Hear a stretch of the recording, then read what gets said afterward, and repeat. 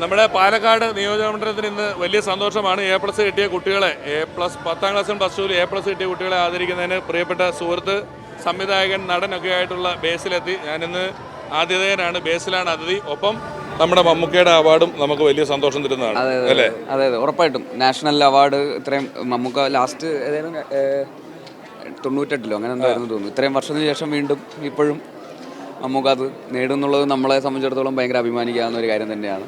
Bramayugam well deserved ആയിട്ടുള്ള ആർക്കും ഒന്നും പറയാനില്ല. അപ്പോൾ തീർച്ചയായിട്ടും സന്തോഷമുള്ള കാര്യം തന്നെയാണ്.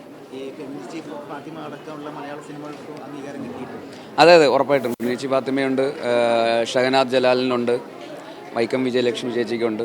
അപ്പോൾ എന്തായാലും നമ്മൾ മലയാളികൾക്ക് എല്ലാവർക്കും അതെ, എപ്പോഴും ദേശീയ അവാർഡുകൾ വരുമ്പം കൃത്യമായി മലയാള സിനിമ അതിനെ അവിടെ അടയാളപ്പെടുത്താറുണ്ട്. അതെപ്പോഴും നമുക്ക് പ്രിയപ്പെട്ട മമ്മൂക്കയ്ക്കും നമ്മുടെ പ്രിയപ്പെട്ട സുഹൃത്തുക്കൾക്കും ആകുന്നതിൽ വലിയ സന്തോഷം.